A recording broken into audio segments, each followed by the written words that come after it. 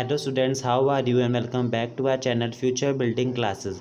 तो आज हम क्लास 10 साइंस का चैप्टर नंबर 6 लाइफ प्रोसेसेस का पार्ट 3 आज हम इस वीडियो में डिस्कस करेंगे।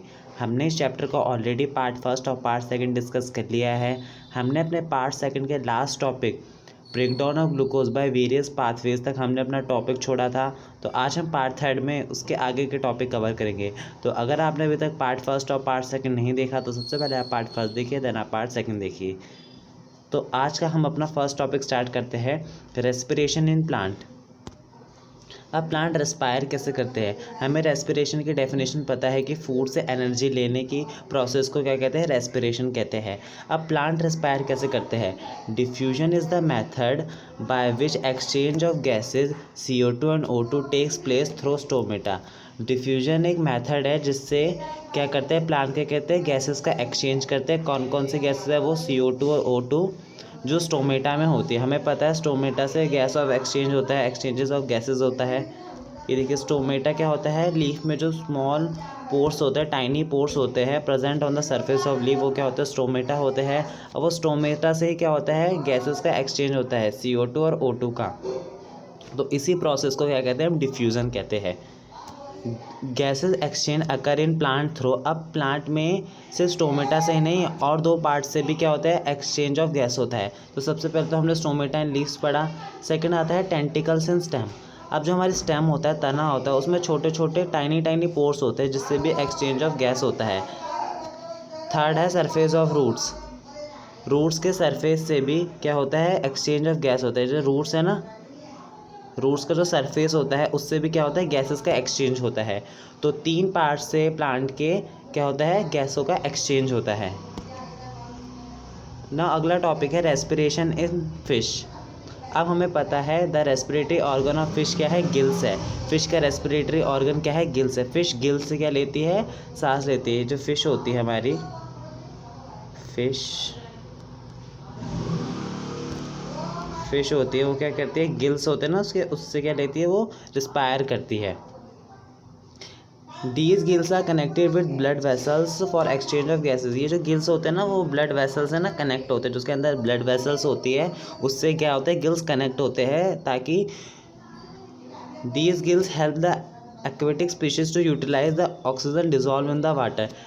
ताकि क्या करे? वो जो गिल्स होती है वो क्या करती है? एक्वेटिक स्पीशीज़ की मदद करती है कि वो वाटर से ऑक्सीजन को यूटिलाइज कर सके। तो देखिए इस डायग्राम की हेल्प से हम समझ सकते हैं कि देखिए फ़िश है। अब फिश के अंदर क्या आ रहा है? वाटर आ रहा है। अब देखिए गिल्स के थ्रू वो बाहर जा रहा है। अब देखिए गिल्स के अंदर क्या हो रहा है? गिल्स के अंदर ये जो गिल्स है हमारे, ये हमारा गिल्स है। ये वाला जो डायग्राम है गिल्स का है। अब क्या गिल्स से क्या हो रहा है? वाटर जा रहा है और ब्लड वेसल्स क्या कर रही है? ब्लड वेसल जो पानी में डिज़ोल्व क्या है? ऑक्सीजन है, उस ऑक्सीजन को यूटिलाइज कर रही है, उसको ले रही है। और जो वो हो रही है कार्बन डाइऑक्साइड हो रही है उसे बाहर क्या कर रही है? रिलीज़ कर रही है। वैसे डायग्राम इतना इंपॉर्टेंट नहीं है, लेकिन गिल्स के कॉन्सेप्ट को समझाने के लिए हमने डायग्राम समझा। तो अब हम पढ़ेंगे ह्यूमन रेस्पिरेटरी सिस्टम। तो ह्यूमन रेस्पिरेटरी सिस्टम का फर्स्ट पार्ट होता है nose. Possesses a couple of exterior nostril. हमारी नोज़ में क्या होते हैं? दो नॉस्ट्रिल्स होते हैं। Tiny hair present inside the nose that act as body defence against foreign particle. हमारी नोज़ के अंदर टाइनी हेयर होते हैं जो क्या करते हैं? जब भी हम क्या करते हैं? एयर इनहेल करते हैं तो उस एयर के अंदर जितने भी फॉरेन पार्टिकल्स होते हैं तो वो जो हमारे नोज़ के अंदर हेयर होते हैं वो उसको क्या कर लेते? कैप्चर कर लेते हैं ताकि प्योर एयर हमारे नोज़ के थ्रू हमारे लंग्स में जाए। और हमारे जो नोज़ में म्यूकस होता है वो भी क्या करता है? फॉरेन पार्टिकल को क्या कर लेता है? कैप्चर कर लेता है ताकि कोई भी डस्ट पार्टिकल हमारी बॉडी के अंदर ना जाए ना। अगला आता है pharynx. The nasal chamber open up to in a wide hollow space termed as pharynx. जो हमारा नेसल चैम्बर होता है, नेसल पैसेज के बाद हमारा क्या आता है? फेरिंग्स आता है।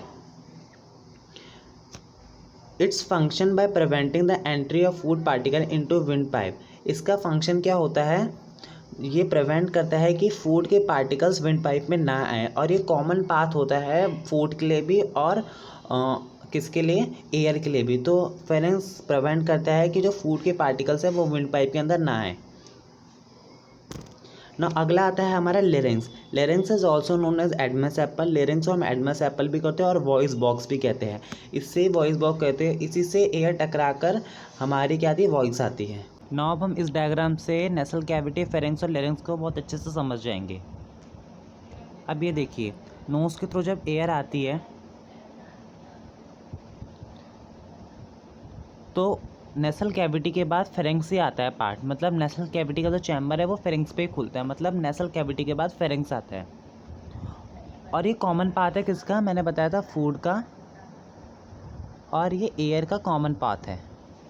अब देखिए, जब हमने फूड खाया तो फूड भी यहीं से ही गया ईसोफेगस में, तो ये फेरिंग्स कॉमन पाथ है एयर और फूड का।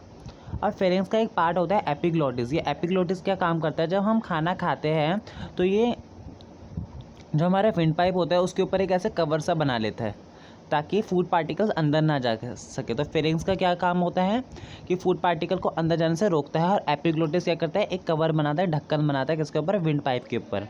और ये लेरिंग्स को क्या कहते हैं, लेरिंग्स का क्या काम होता है, वॉइस बॉक्स है और एडमस एप्पल भी कहते हैं, इसी से एयर टकरा के हमारी वॉइस आती है ना। अब आपको समझ में आ गया होगा नेसल कैविटी, फेरिंग्स और लेरिंग्स के बारे में। नाउ अब आता है trachea. The wind pipe rises below the larynx and move down to the next.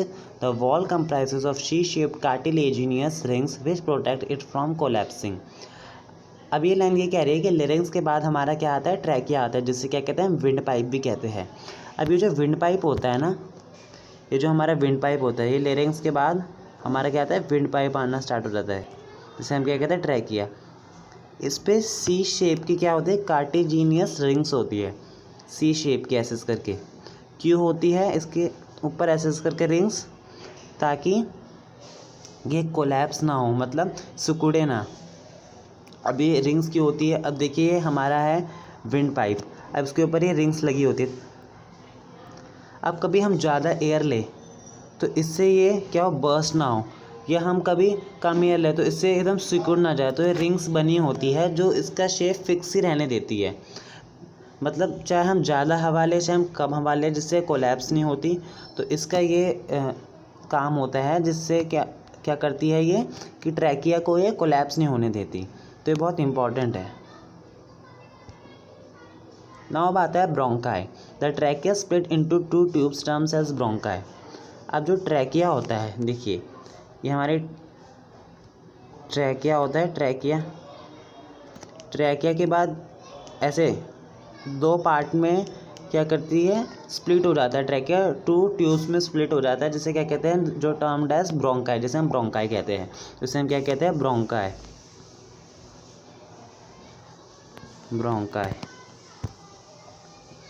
ना अगला आता है एल्वुलाई, जो बहुत ही इंपॉर्टेंट है। It is a balloon like structure which provide a surface for exchange of gases. The wall of alveoli connect with blood vessel, then the oxygen dissolve in haemoglobin from alveoli and carried from lungs to the cell in all body part. ये एक balloon like structure होता है। जो alveoli होती है ना हमारी, वो ऐसी सी होती है, ऐसी सी होती है हमारी एल्वुलाई, ऐसी सी बलून लाइक स्ट्रक्चर है जो हेल्प करता है एक्सचेंज ऑफ गैसेस। अब एल्वुलाई के इधर ना हमारी ब्लड वेसल्स होती है, तो क्या करती है, ब्लड वेसल से जो CO2 होती है वो इधर आ जाती है, और ये जो O2 लाता है ये ब्लड वेसल में क्या कर देता है, ट्रांसफ़र कर देता है। तो ये क्या करती है, ये कनेक्ट होती है ब्लड वेसल से। Then the oxygen dissolve in haemoglobin. ये जो एल्वुलाई जब हम क्या कहते हैं, ऑक्सीजन लेते हैं, तो एल्वुलाई के थ्रू क्या होता है, जो ऑक्सीजन होती है वो जो ब्लड में हीमोग्लोबिन होता है उसके अंदर चली जाती है, and carried from lungs to cell in all the part. तो यहीं से ब्लड क्या कहता है, ऑक्सीजन लेके पूरी बॉडी पार्ट में क्या करता है, ऑक्सीजन सर्कुलेट कर देता है। तो एल्वुलाई बहुत ही इंपॉर्टेंट डेफिनेशन है, पेपर में आ जाती है। नाउ अब हम ह्यूमन रेस्पिरेटरी सिस्टम, हमने इसके सारे पार्ट पढ़ लिए, अब हम इसका डायग्राम को समझेंगे। तो ह्यूमन रेस्पिरेटरी सिस्टम कहाँ से, यहाँ से एयर आती है, यहाँ जाती है, सबसे पहले कहाँ जाती है, हमारे फेरिंग्स में, फिर लेरिंग्स में, फिर उसके बाद कहाँ जाती है, ट्रैकिया में। ट्रैकिया के बाद 2 पार्ट में स्प्लिट हो जाते हैं, क्या कहते हैं, उसे ब्रोंकाई कहते हैं। फिर यहाँ से कहाँ जाते हैं, ये एल्वुलाई के थ्रू क्या होती है, यहाँ पर ब्लड वेसल अटैच होती है, तो ब्लड वेसल से क्या होता है, एक्सचेंज ऑफ गैस होता है। तो यही पूरा सिस्टम है। तो सबसे पहले क्या था हमारे nasal passage, then mouth cavity, then pharynx, larynx, trachea, rings of cartilage, lungs, ribs, bronchi, bronchioles, alveolar sac. Alveolar sac होता है मतलब जिसके अंदर वो है, जैसे गोल गोल सा होता है ना, फिर इसके अंदर एल्व्यूला है, तो ये जो बाहर का होगा ये क्या होगा, एल्व्यूलर सैक। डायफ्राम, रिब्स, और ये हमारी क्या है, एल्व्यूला है। और ये रेस्पिरेटरी ब्रोंक्यूल्स है, मतलब यहाँ से ऑक्सीजन आ रही है, फिर यहाँ से ब्लड वेसल अटैच हो रखी है ना। अब हमारा टॉपिक आता है ट्रांसपोर्टेशन इन ह्यूमन बींग्स। हम ऑक्सीजन लेते हैं या हम जो भी फूड खाते हैं वो हमारे पूरी बॉडी में किसके थ्रू ट्रांसपोर्ट होता है, तो उसके बारे में आज हम इस टॉपिक में समझेंगे। Human beings like other multi cellular organism need regular supply of food. Human being या कोई भी और मल्टी सेलुलर ऑर्गेनिज्म उसको ज़रूरत होती है अपनी पूरी बॉडी में क्या है, रेगुलर सप्लाई फूड की या ऑक्सीजन की एक्सेट्रा या और किसी चीज़ की। This function is perform by circulatory system. ये फंक्शन परफॉर्म कौन करता है, सर्कुलेटरी सिस्टम करता है। This system is responsible for transport of various of substances in human body. यही सिस्टम रिस्पॉन्सिबल होता है पूरी बॉडी में किसी भी चीज़ को ट्रांसपोर्ट करने के लिए। तो जो हमारा ह्यूमन सर्कुलेटरी सिस्टम है वो 3 चीज़ों से मिलकर बना है, heart, blood vessels, blood and lymph. Heart, it is a muscular organ which is compose of cardiac muscle. Heart एक मस्कुलर ऑर्गन है, मतलब मसल से बना है, और कौन सी मसल से, कार्डियक मसल से। It is big as our fist, जितनी हमारी मुट्ठी होती है उतना ही हमारा हार्ट होता है। The human heart is compose of 4 chamber. Human heart 4 chamber से मिलके बना है। हमारे ह्यूमन में कितने होते हैं ब्लड में चैम्बर, 4 चैम्बर होते हैं। कौन कौन से, right atrium, right ventricle, left ventricle और लेफ्ट एट्रियम। हार्ट का काम क्या होता है, हार्ट पूरी बॉडी में क्या करता है, ब्लड को पंप करता है। तो हार्ट जब पंप करता है तभी पूरी बॉडी में क्या होता है, ब्लड क्या होता है, सर्कुलेट होता है। नाउ अब हम ह्यूमन हार्ट के पूरी फंक्शनिंग को समझेंगे। अब सबसे पहले ऑक्सीजन रिच ब्लड आ रहा है लंग्स से, फ्रॉम लंग्स से क्या आ रहा है, O2, ऑक्सीजन रिच ब्लड आ रहा है। तो सबसे पहले oxygen rich blood come to the left atrium. जो ऑक्सीजन रिच ब्लड होगा वो लेफ्ट एट्रियम से आएगा अंदर की तरफ। ऑन कॉन्ट्रैक्शन, फिर क्या होगा, हार्ट पंप करेगा तो नीचे की तरफ क्या होगा, ब्लड को धक्का देगा, तभी हमें धड़कन की आवाज़ सुनाई देती है। The blood is then transfer to the left ventricle. Left ventricle में ब्लड ट्रांसफ़र हो गया। From here it is pumped out from the heart to the body. अब यहीं से ब्लड दोबारा से पंप करेगा तो ऊपर क्या जाएगा, बॉडी को जाएगा, बॉडी में जाएगा ये ब्लड, ऑक्सीजन रिच ब्लड ना। अब हम पढ़ते हैं फ्रॉम बॉडी। अब जो बॉडी से आ रहा है, अब ये तो बॉडी को जा रहा है, अब ये बॉडी से जो आ रहा है, बॉडी से क्या आ रहा है, डीऑक्सीनेटेड ब्लड आ रहा है। एक तो ऊपर वाली बॉडी से आ रहा है और एक नीचे वाली बॉडी से। तो deoxygenated blood come to the right atrium. अब डीऑक्सीनेटेड ब्लड आएगा कहाँ आएगा, राइट एट्रियम में आएगा। ऑन कॉन्ट्रैक्शन, दोबारा से जब हार्ट एक बार पंप करेगा, it transfer to the right ventricle, वो राइट वेंट्रिकल की तरफ जाएगा, which is turn pump it to the lungs for oxygenating. अब एक तो नीचे की बॉडी से भी आ रहा है डीऑक्सीनेटेड ब्लड और एक ऊपर की बॉडी से भी आ रहा है, तो दोनों कहाँ गए, राइट वेंट्रिकल में। अब राइट वेंट्रिकल से दोबारा से हार्ट पंप करेगा तो कहाँ पर जाएंगे, लंग्स के पास जाएंगे, यहाँ से और यहाँ से क्या जाएंगे, लंग्स के पास जाएंगे, ताकि दोबारा से क्या हो जाए, ऑक्सीजनेटेड हो जाए, क्योंकि ये अभी है डीऑक्सीजनेटेड।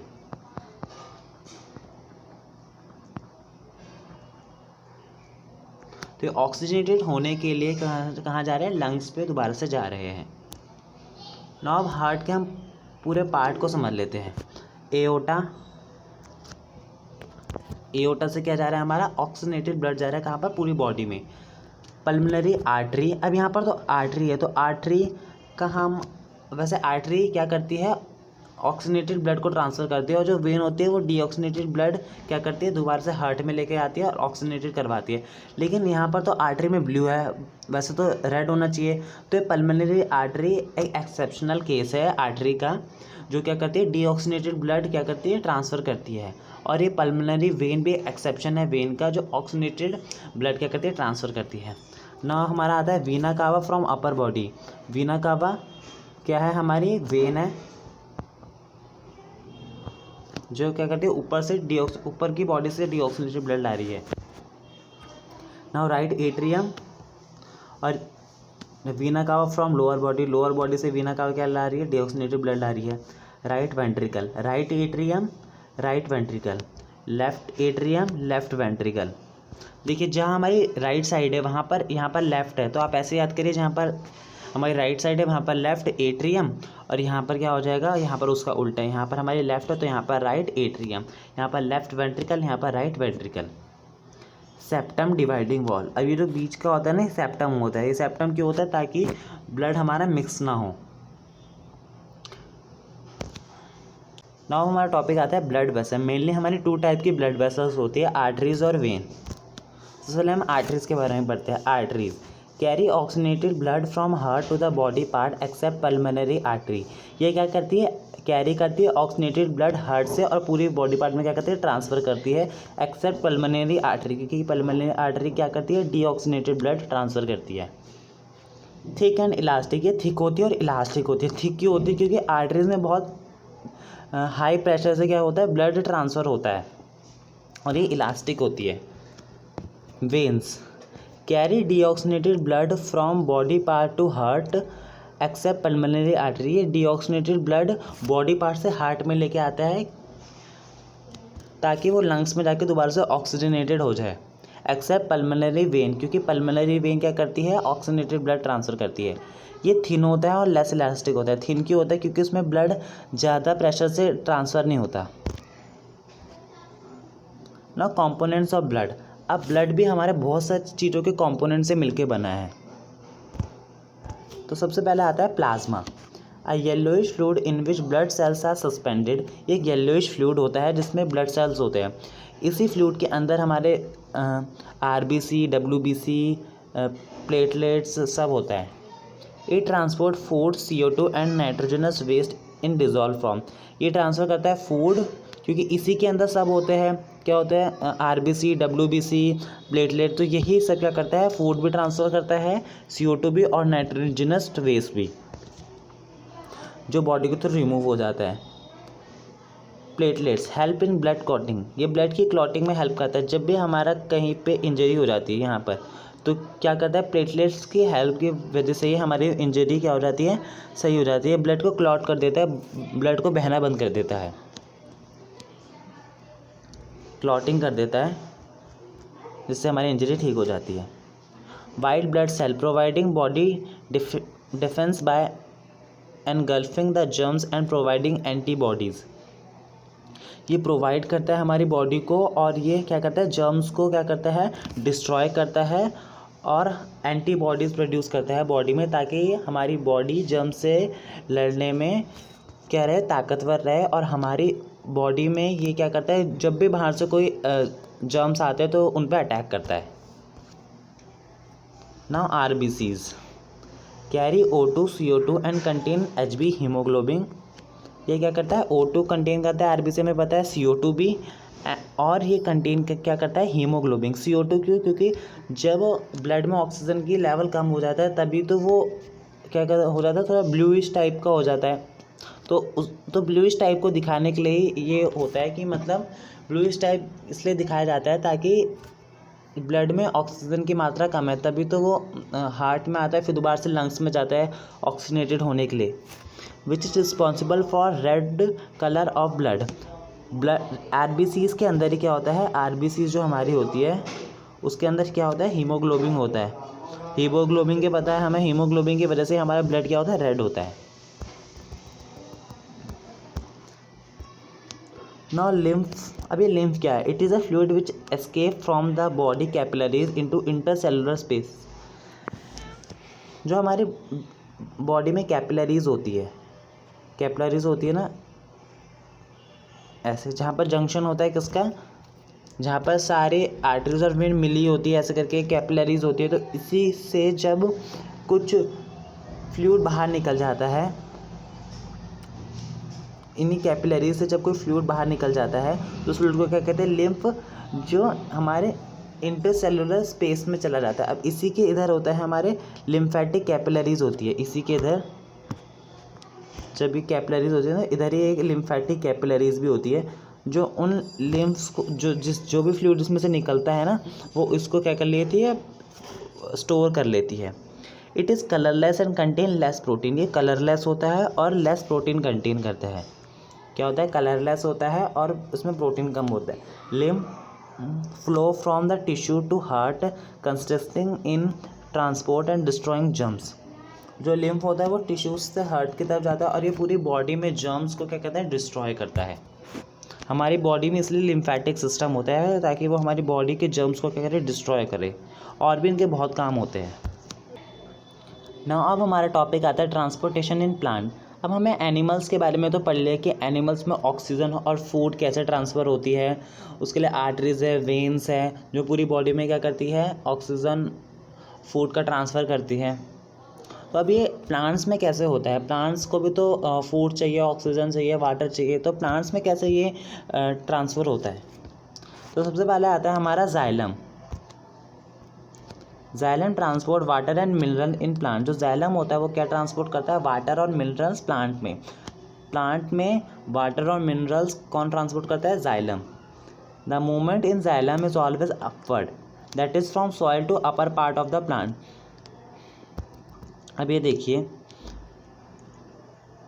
सॉइल के अंदर रूट्स है, रूट्स के हेल्प से तो क्या करता है, जो होते हैं प्लांट्स होते हैं वो क्या करते हैं, वाटर लेते हैं, वाटर H2। हम प्लांट के जड़ों में तो पानी डालते हैं, तो जड़ों से फिर जो हमारा ऊपर प्लांट है, अब जड़ों में हमने पानी डाला तो जाइलम की हेल्प से वो रूट्स के सहायता से अपर पार्ट ऑफ द प्लांट तक जाते हैं, प्लांट के सभी पार्ट तक वाटर ट्रांसपोर्ट करते हैं। Transpiration create a suction which pull water from the xylem cell of roots. Transpiration के हेल्प से ही क्या होता है, रूट्स से हम पानी डालते हैं वो ऊपर की तरफ क्या होता है, ट्रांसपोर्ट होता है, क्योंकि ट्रांसपिरेशन ऊपर की तरफ होता है, ये क्या करता है, पुल करता है वाटर को ऊपर की तरफ जाने के लिए। ना होता है हमारा फ्लोएम। Phloem transport food. अब जाइलम क्या करता है, वाटर और मिनरल्स, तो फ्लोएम क्या ट्रांसपोर्ट करता है, food from leaves to the other part of the plant. अब वो क्या था कि वो हमेशा ऊपर की डायरेक्शन में काम करता है, लेकिन ये लीव्स से जो खाना बनता है ये नीचे के डायरेक्शन में भी काम करता है, नीचे से भी और ऊपर से नीचे भी और नीचे से ऊपर भी। ये क्या कहता है, क्योंकि लीव्स तो नीचे भी हो सकती है, तो समझ लीजिए ऊपर लीव है और ये नीचे लीव है, तो कुछ ये फूड ऊपर पहुंचाएगी तो कुछ ये नीचे पहुंचाएगी, तो कभी ये ऊपर कभी ये नीचे, तो ऐसे चलता रहता है। इसको क्या कहते हैं, हम ट्रांसलोकेशन भी कहते हैं। इस प्रोसेस को क्या कहते हैं, translocation. The movement in phloem can be upward और डाउनवर्ड। देखिए, the movement in phloem can be upward भी हो सकते हैं, डाउनवर्ड भी होता है। That is from leaves to other plant. Leaves जो फूड फैक्ट्री होता है प्लांट का, उससे other part of the plant में क्या कहता है, फूड का क्या कहता है, ट्रांसफ़र करता है। तो ये अपवर्ड भी हो सकती है और डाउनवर्ड भी हो सकती है, ऊपर से नीचे भी हो सकती है, नीचे से ऊपर भी हो सकती है। ना इसी के साथ हमारा पार्ट 3 कंप्लीट होता है। होप आपको पार्ट 3 समझ में आ गया होगा। स्टिल आपको कोई डाउट हो तो आप कमेंट कर सकते हैं। और स्टूडेंट प्लीज़ हमारे चैनल को सब्सक्राइब और लाइक कीजिए, क्योंकि जब आप सब्सक्राइब और लाइक करते हो तो हमारा मोटिवेशन और बनता है वीडियोस को बनाने का। अब हम हमारे पार्ट 4 में हमारा बस एक्सक्रीशन टॉपिक ही बचा है, तो हमारे पार्ट 4 में हम पूरे लाइफ प्रोसेस हमारे चैप्टर को कंप्लीट कर लेंगे। So thank you and have a nice day.